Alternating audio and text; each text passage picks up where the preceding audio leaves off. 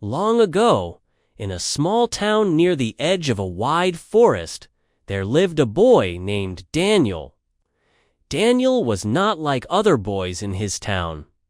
Most children liked to play games in the street, chase each other, and talk about simple things. Daniel liked to explore.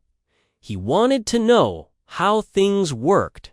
He wanted to know what was behind the hills, what was under the water of the river, and what was at the far end of the forest. The town where Daniel lived was quiet.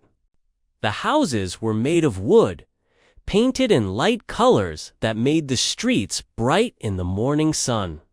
The people were kind, but they didn't travel far. They liked their routines. They liked to stay safe. Daniel, however, felt that there was more to see, more to learn, more to discover. Every morning, Daniel would walk to the edge of the forest. He would stand under the tall trees, looking into the shadows where the sunlight could not reach. He would hear birds singing, leaves moving in the wind, and sometimes strange noises that he could not explain. His mother told him never to go too deep into the forest, She said there were wild animals and old paths that could make you lost. But Daniel was curious. Curiosity is a powerful thing. It can make a person discover great wonders, but it can also bring danger. One morning, the air was fresh after a night of rain. The ground smelled of wet leaves, and tiny drops of water hung from every branch. Daniel decided to take a small basket and walk a little deeper into the forest to look for berries. He told himself that he would not go too far. But as he walked, he saw a bright red bird flying ahead of him. It was the most beautiful bird he had ever seen. Its feathers shone like fire in the morning light. Daniel followed it, forgetting about the berries, forgetting about the warning from his mother. The bird flew from branch to branch, leading Daniel deeper and deeper into the forest. He stepped over roots, ducked under low branches, and crossed a small stream where the water ran clear over smooth stones. After a while, Daniel realized he did not know where he was. The bird had disappeared. The forest was silent except for the sound of the stream behind him. He looked around and saw that the trees here were much taller and older than the ones near the town. Their trunks were thick. Their roots rose from the ground like the backs of sleeping animals. And the air felt cooler. Daniel was about to turn back when he noticed something strange. Between two large trees, there was a narrow path. It was almost hidden under leaves, but it was there, a thin line of earth without grass, as if it had been walked on many times. He felt a pull inside, a feeling that told him he should see where the path led. He took a deep breath and started walking. The path wound between the trees, sometimes climbing up small hills, sometimes dipping into hollows where the air smelled damp and moss grew thick. As he walked, Daniel thought he heard footsteps behind him. He stopped and listened, but there was nothing, only the sound of his own heart. He went on, his eyes sharp, looking for any sign of movement. After some time, the path opened into a small clearing. In the center of the clearing stood a stone well. It was old, covered in green moss. The stones were rough, and the wooden roof above it was dark with age. Daniel had never seen anything like it in the forest. He walked closer and looked inside. The well was deep, and he could not see the bottom. He dropped a small pebble in, waiting to hear it hit the water. But no sound came. Suddenly, Daniel felt a soft breeze pass over his face. It was strange because the air had been still just moments before. He looked around, and that was when he saw it on the far side of the clearing. Partly hidden by bushes was a small wooden door. A door standing by itself, with no house, no wall, nothing. Just a door in the middle of the forest. Daniel's heart beat faster. He felt both fear and excitement. He walked slowly to the door.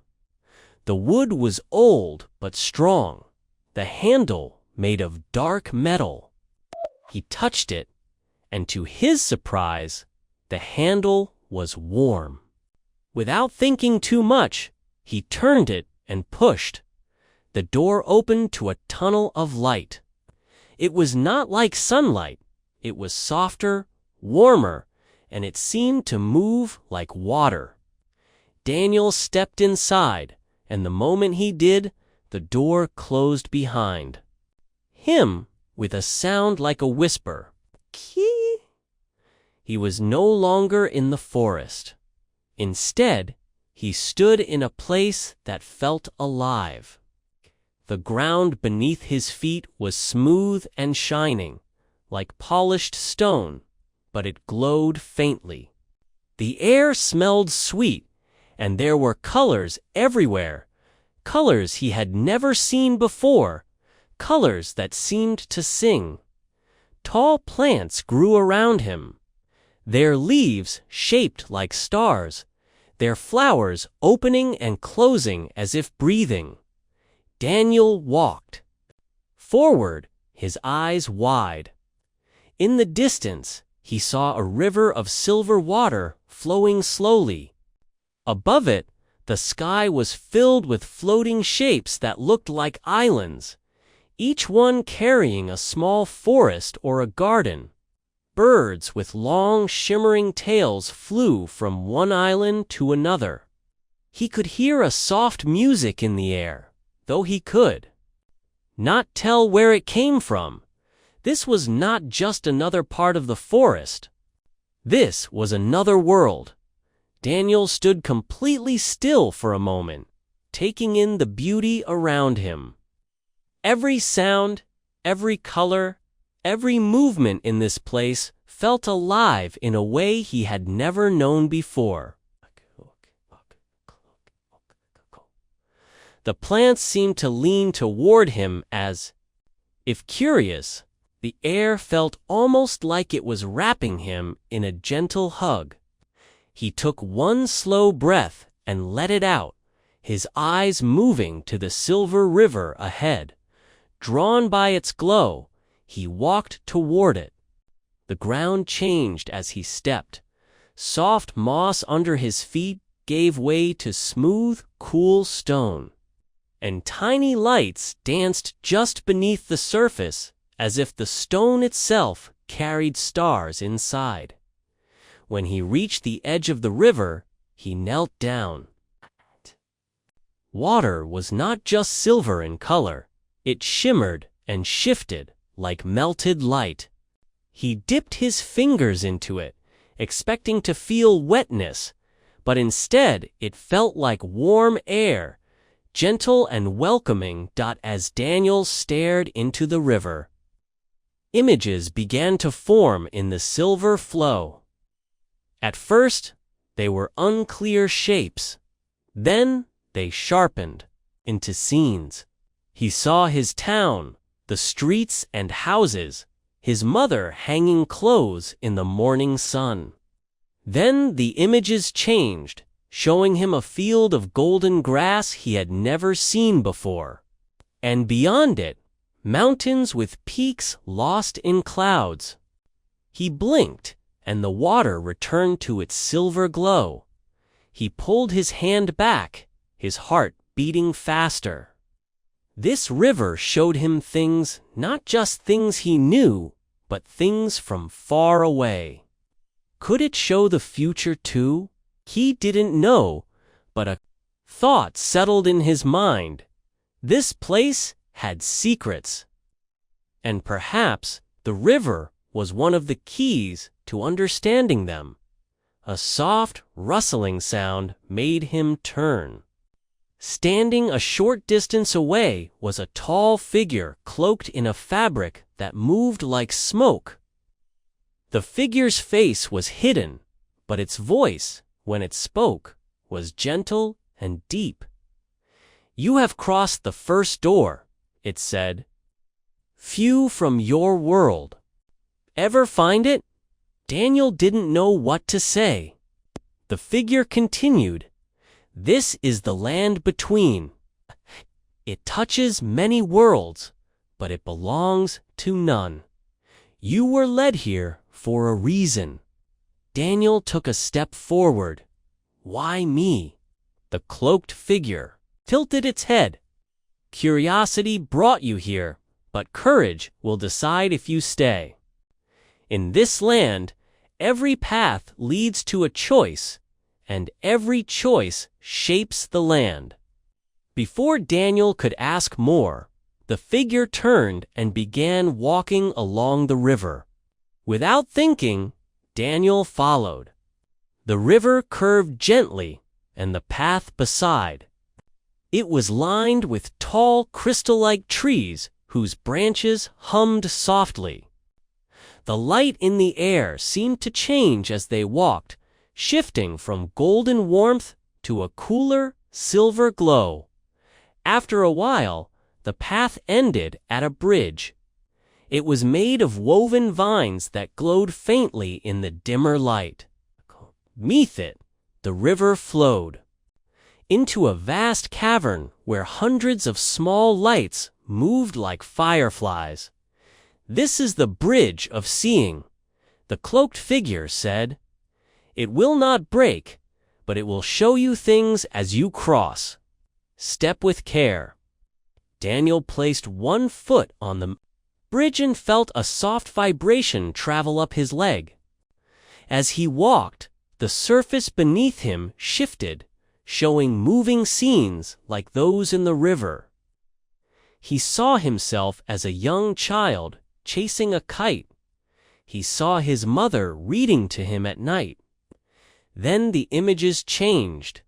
He saw himself walking alone in a strange desert, then standing in a grand hall filled with light. The bridge ended, and Daniel stepped onto the other side. He turned, but the cloaked figure was gone. Only the quiet hum of the crystal trees remained. Ahead, the land opened into a wide plain covered in soft grass that glowed faintly under a sky filled with floating lights.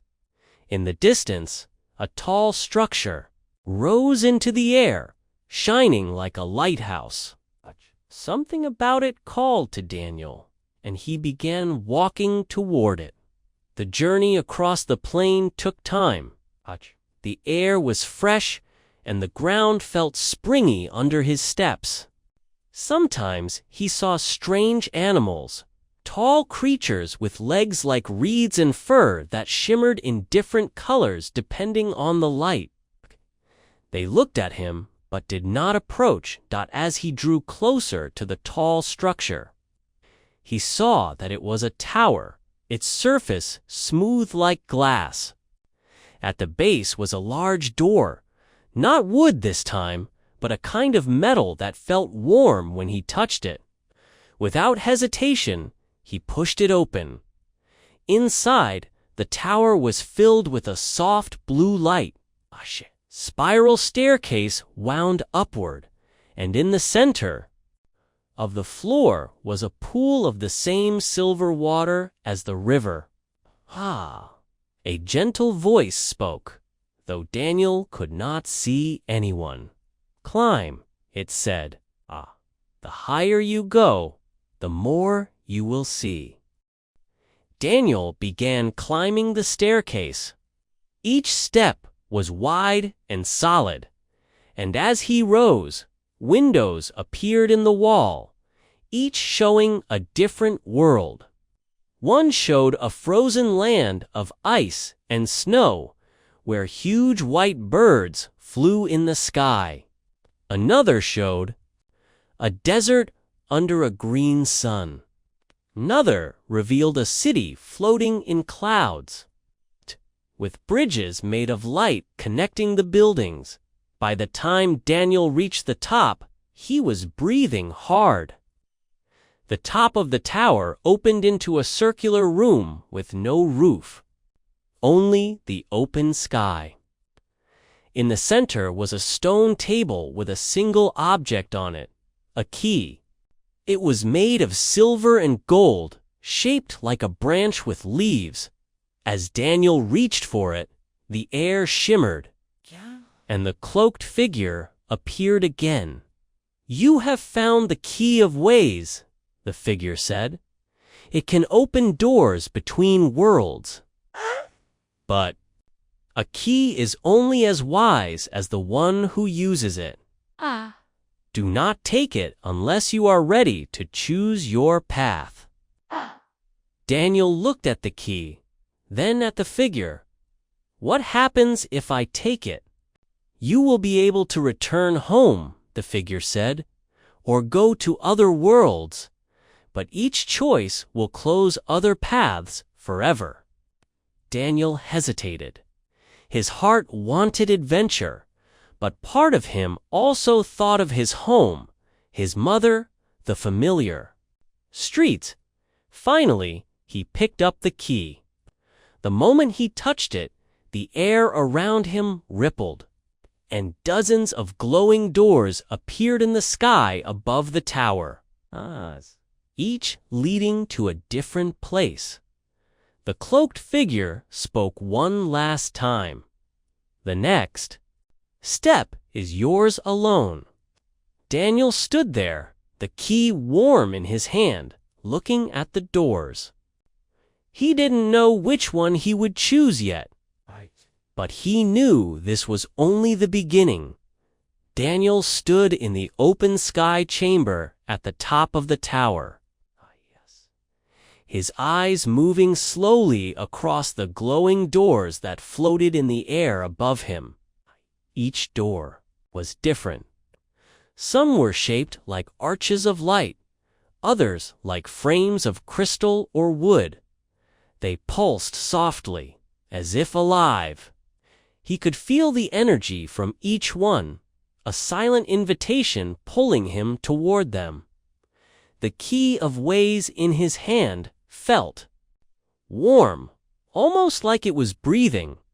It was strange to think that this small object could open paths between entire worlds. He turned it over in his fingers, wondering how something so delicate could hold so much power.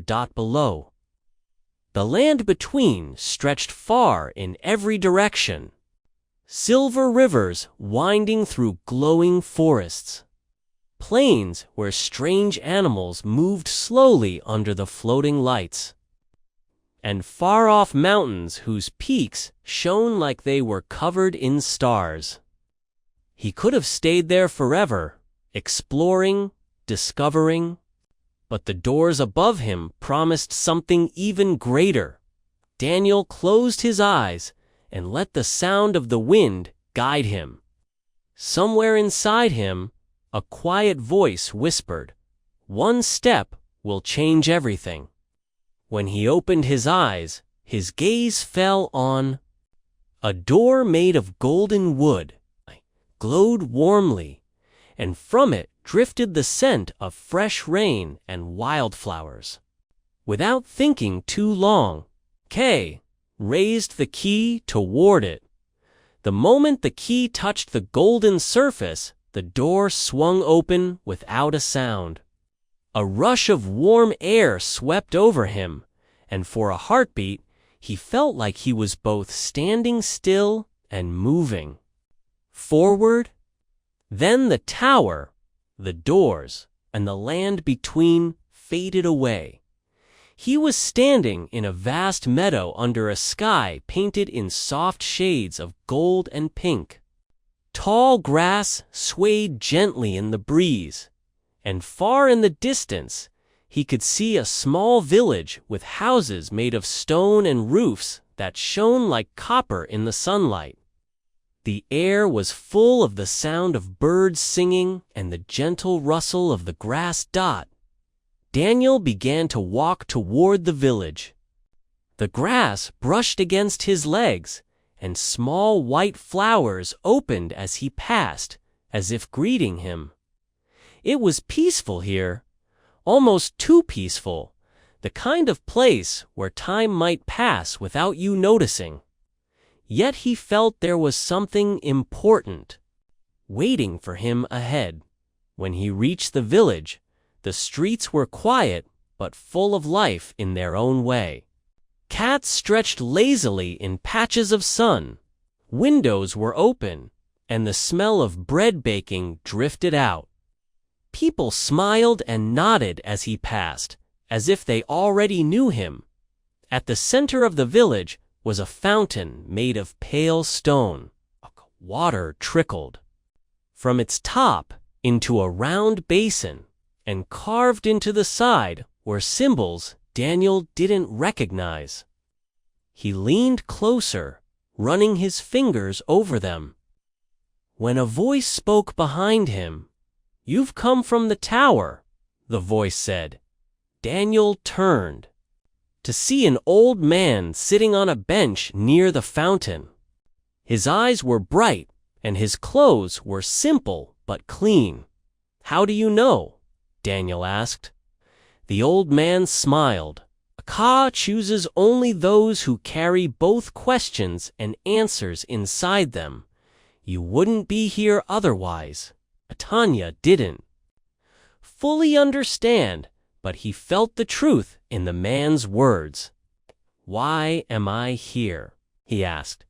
The old man pointed toward a narrow street leading out of the village. "Follow that road. At the end, you'll find the Tree of Whispers. It will tell you what you need to know." Daniel thanked the man and followed the road. The houses grew fewer until there were none, and soon he was walking between fields that stretched to the horizon. At the far end, a single tree stood, tall and wide, its branches spreading like a crown. The leaves shimmered faintly, even though the wind was still. When he reached the tree, Daniel placed a hand on its trunk. The bark was warm, and a faint vibration moved through it, like the heartbeat of something living. Then, without moving its branches, the tree spoke, not with sound, but directly into his mind. "You carry the key of ways," it said. "Keys open, but they also close. You may travel to many worlds, but each choice will shape you. Do not rush. Path once taken cannot be walked back." Daniel felt the weight of the words settle on him. He thought of his home, of his mother, waiting for him, of the strange beauty of the land between. Of the mystery of this place, the tree continued. Every world has a story. Some stories you are meant to see, others you are meant to change. Daniel realized then that his journey was not just about seeing new places, it was about being part of them, helping them, learning from them. He felt both excited and a little afraid. When he stepped back from the tree, the air shimmered again, and in front of him appeared another door, this one made of clear crystal, glowing from within. He knew what he had to do. He took the key of ways, turned it in the crystal door's lock, and stepped through. This time, he found himself on the edge of a wide ocean. The water stretched endlessly, the waves calm and smooth like glass. In the distance, floating ships made of silver wood glided across the surface without sails. Aga! The sky here was a deep, endless blue, and somewhere far above, a single bright star shone even in daylight. Daniel smiled. The adventure was far from over. He didn't know where the key would lead him next, but he knew he would follow, step by step, through every door, until his story was complete, and maybe even beyond. That